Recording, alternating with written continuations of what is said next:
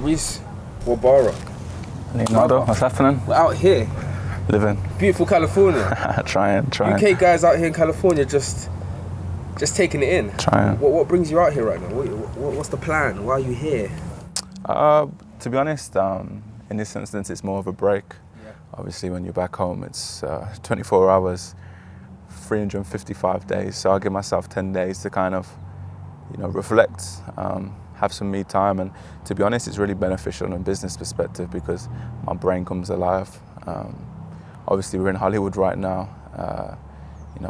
This is where, the biggest people, the most famous people are in the world. So it's a city of opportunity. So it kind of triggers your mind in several ways. But firstly, just to take some time, read some books, and in the process of that, you always come into contact with people which have mutual benefits, and you can both propel forward. So there's big wins as well as breaks. So I feel like LA is 11 hours away. It's not like a place that's around the corner. No. And a lot of people try to do their breaks. You're from Manchester, so a lot of people go to Spain, go to Greece, they go to, things that are 2-3 hours away. What makes you, what do you think and feel about traveling so far to get this inspiration, to get this break? I think, America has one form of inspiration. There's, like I said, you look around and you've got $100 million houses, and you've got, like I said, the world's most famous and successful actors and, talent.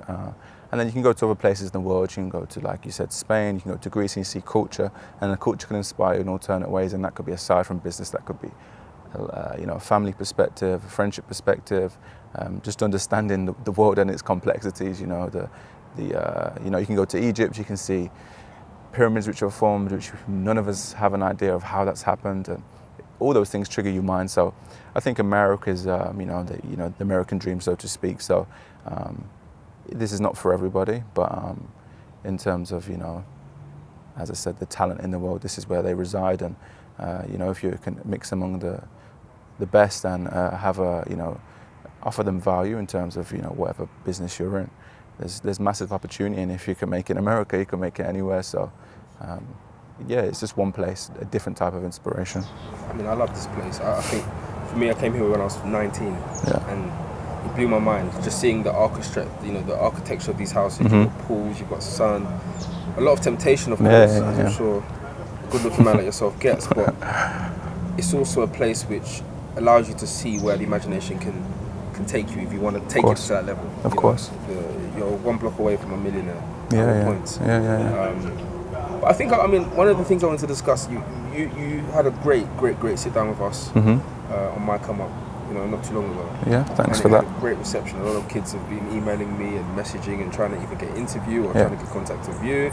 I've become your security guard, but a lot of people are really trying to decipher and understand, because this digital age looks so simple.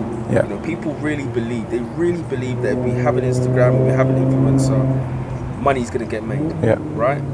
And I think, as easy as that sounds, and as fortunate as a position you are in, where you can actually now profile yourself and express your story, a lot of people kind of lack the understanding of how long it takes to get a brand to this kind of altitude where you can not only have a break, but at the same time you can be recognized both in Europe, internationally, and in Manchester. How have you managed to get that off the ground? And I'm not saying it from a position of like the story of this company, but as a company and a route, how do you get businesses that are clothing orientated to really start turning profit? I think it all comes down to, you said it's not simple, but it is simple in the same way, because fundamentally you need to have a very strong product, something that is very attainable in a few places, and then you need to look after the people who are buying the product. It's all well and good shipping something out and forgetting about that customer, but that customer needs to return. That's what builds profits, retention. So I think a lot of people are so focused on acquiring new customers, giving it to a new influencer, looking after the influencers more so than the customers, and that's a big error, because the customers pay the bills, and the customers make a company profitable, and with profit, it allows you as a business owner to increase your service so your customer, again, has even more value. So it is the fundamentals, the product, the customer. And you can know, I listen to entrepreneurs quite often. I have conversations, and I always try and help people and listen to their perspective and maybe challenge their perspective just to see, just make them think a little bit. And I often see like people will say, oh, changing a button from green to red, or changing a layout of a website or email, we've got a new web design. And those are very incremental gains. They will not make your business successful, and they won't make your business unsuccessful, but you have to go back to the fundamentals. Fundamentals being, what value do I offer? What can someone get from me that they cannot get elsewhere? And that also sounds easy, because as a business owner, what you value and what your customer values can often be entirely different. I could like this shirt, for example. I could think these are the best shirts in the world. No one can get them anywhere. Maybe there's a reason why no one can get them anywhere, because maybe there's not a market for it. So I could be biased towards this shirt. And that's another theory which I often discuss with people, is confirmation bias. As an owner, when you're so passionate about something, or just in general, if you're so passionate about a topic, you often find within the research the positive points which confirm your theory. As soon as you see theories that don't kind of contradict what you believe, you dismiss them and you don't write them down on a paper and think, okay, that's a negative. And the negatives may outweigh the positives, but because you're so passionate about something, you're biased towards the positives. I think I hear people when they say, I want to buy a new car. I say, why? They say, this car's, it's a bit old now. It's having a few problems. These problems could be fixable very cheaply. But instead, they go into debt. They for 3-4 years, and they can't really afford it at times, some people, just because they are weighing up all the negatives of the car as opposed to the positives and the cost-effective ways to fix the problems. So they're biased towards the reason why they want a new car, and we're all guilty of it. And I think, again, it's just about going back to the fundamentals and making sure that you are offering significant value. You're looking after your customer base, and you're always providing them value. And when you do make a profit, that profit has to go straight back into the business to provide even more value, to increase your logistics speed, to increase your product quality, to increase your packaging. You name it, it has to be, again, offering people value. And when you offer people value and offer it to the masses, wealth does accumulate from that. But it's hard because, as you said, we're in LA now. This is when you start to see money, and you want to do this, you want to do that, and you've never had it, so you want to do it. And that's fine, and you should do it. I think everybody on this God's green earth should enjoy themselves and have like a budget, which that's my enjoy me budget, and I don't care if I spend it, and that's important. But the problem is with places like Los Angeles and other places amongst America and even England, so to speak, you can get caught up in it, and you can start spending your profits on your personal brand or your personal ego, and before you know it, your business has been taken from your eyes. And I see it frequently, definitely in fashion. There's many people who act with their ego, not with their mind, and it's all about them. And again, I'm all for personal branding. I think it's fantastic, especially in the time we're in. But at the same time, your business comes at a cost, and your business is what provides the opportunity for you to build your brand and provide the lifestyle that you wish to obtain. So the business always has to come first. And going back to the budgeting situation, I believe everyone has a set income most of the time, and you budget accordingly. You have your spend it all budget, your investing budget, and your daily, your monthly cost budget, and you work around that. And it is very crucial to have that below it budget, because everybody does it. Everybody needs something just to, let go. Stay inspired as well, I think. Yeah, for sure. Because the thing is that as a entrepreneur, you're thinking, this money here, if I invest it, it can become 5 times. But you can't think like that for everything, because you'll never buy anything. Yeah. You can say, oh, this car's X amount. If I invest it into this business, it could become 5 times. Yeah, it could, but you could live like that forever. You could have that. I'm eating at a restaurant, it cost me £30. I could go to the supermarket and cook £5 worth of ingredients and still be full. But when does the balance stop? You have to. It's interesting, isn't it? Because it's like you said, it's like the timing thing. You hold back, but then for each year we hold back, you're also losing a bit of your life. Of course, yeah. In that hold back. Mm-hmm. So ramifications of things not coming out, especially in a place like this. Hollywood is a very prime example of that. There are a lot of people that come here with the dream, making their acting, their directing, their music careers come to, they come with that dream. Yeah. And the sad truth is there are not that many positions available for them. No. And my thing in what you were saying, which I think was very interesting about the business part of it, but if we take it a bit more back and go into the emotional side of it, there is a lot of failure. Oh yeah, right? it's life. And I think the real question a lot of startups really struggle with, and a lot of, especially within the B2B consumer industry, where people are either selling to businesses or they're selling to their peers, you have cash flow problems at times when you're getting invoices. You have situations where you have highs and lows with clients that are buying from you. Yeah. So it's hard to distinguish at a certain point. And I think that's where you go into people taking profit, where a company is actually winning. That makes sense. Yeah. So what do you, I mean, in your experience, have you had moments where it hasn't been the greatest and you've had to emotionally enjoy yourself through that period? Maybe not personally, but business-wise, in regards to the specific performance of the business, where you've had to maneuver yourself and almost stay as close to the business without emotionally reacting in order for it to get back to an even place. Yeah, absolutely. Last year, I think I can't remember when our interview was. Maybe a little prior to that. So we was in Q1, Q2, and we performed okay. Obviously, we're 4 years old at this point, just turned 4 years old. So, we never really had a real go at summer. We tried some things, we ordered too heavy in some things, and they didn't sell as well as expected. Nevertheless, we sell all on our site, so cash flow is always strong. However, when we purchase winter stock, we have to purchase winter stock maybe, we paid the deposits like 4 months in advance. And obviously winter wear stock is significantly more expensive than a t-shirt. You can be paying, 4 or 5 times the amount. And obviously you pay, your deposit for the stock, you sign it all off, and that stock has to get made, which takes longer as well, 60 days, and it has to go in the sea, so you don't, spend a lot on air freight. So, you commit into products which you do not have physically for 4 months. Then the balance is due also when the stock gets shipped. So then you without, in this instance, £1 million of the company's money, my money, again, no investors. And I overcommitted to stock, and the sales which were supposed to generate in Q1, Q2 were good, but not good enough to, it was tight, put it this way. It wasn't tight enough to withstand the amount of stock that I ordered in projection for the latter quarter's success.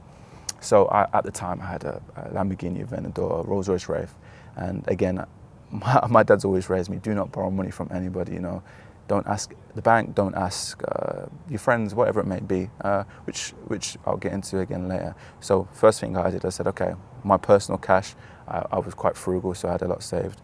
I had a car, 2 cars. First thing, both cars sold. My FD at the time was like, wow, I knew you said you would always, die for the business, so do what you got to do to make sure we get where we need to get. But within, a month, both cars are sold. I remember people saying to me at the time, what happened? Is the business not performing? Well, I just said, you'll see. You'll see. Because obviously I had 2 cars, and now I think I still had a nice car, so forever grateful. But I got rid of the cars to make sure that the gap for the 4 months, that cash flow was still okay, but we didn't have a big pile of cash to be comfortable on. So sold the cars, invested my personal money, the car money back into the business, and it was tight for 2-3 months, very tight. The stock lands, we made some good choices, and bang, the cash flow, we're back, back 7 figures in the bank account, fantastic. But at the time, I didn't know if that stock was gonna sell. At the time when I committed to it, I thought so, but when you've got cash flow issues and you've committed to so much stock, if it fails, I've already expleted all my personal money, so the next thing is I need to go to the bank, I need to go to investors, I need to sell part of the company. So that's all running through my mind. At the same time, I've got 20, 30 staff which rely upon me to make the right decisions, amongst understanding that that's going on. And as a business owner, you have to be the rock at all times and make logical decisions, not emotional ones. So that was a challenging time. I always have the supreme confidence I'll get through anything. So it wasn't so much, it didn't like have an emotional toll on me, but it was challenging, and to most, maybe not get through it because it's, you know, you can realize everything's on the line. Again, thankfully, the stock came within a month. The stock's turning around. You know, we had great success in Black Friday, and it could happen again. And I think to that point is that if you're so confident, you put your money where your mouth is and kind of burn all bridges. Like if that failed, there's a problem. I need to sell part of the company. I need to go to the bank and I need to have a bailout. And sometimes when you put that pressure on yourself to succeed, you always succeed because you've got no choice. You either sell your baby, which in the company is this instance, or you have a, you know, an alternate perspective who you answer to in the form of an investor, which takes away the, you know, the joy factor. It becomes more, oh, I need to return the money I've borrowed, and I have to make decisions based on money, not decisions based on, you know, the art itself. And cash flow is so hard, and especially with a lot of these new forming companies, they believe we get a product, we mark it up high because we're going to go to wholesale. Someone's going to come, you know, a high street company. They're going to come. They're going to buy all our stock. Happy days. No, it's not saying it's not the best, not the right way, but I don't believe it's the best way because they pay you in 90 days if you're lucky. The moment that stock stops selling, they'll throw you out the store, and you've got no online traffic, and some people even delegate logistics as well. And you know, you don't know what someone is doing to your package when it receives to a customer. They could package the wrong thing, they could make it look messy, and all of those little things are vital. You're serving a customer. The customers own you, you don't own the customers, and that's what people forget. I'm about cash flow, you've got nothing. But again, I think people look for the quick wins. Fashion is the cool thing to do right now, and entrepreneurs are an even cooler thing to do.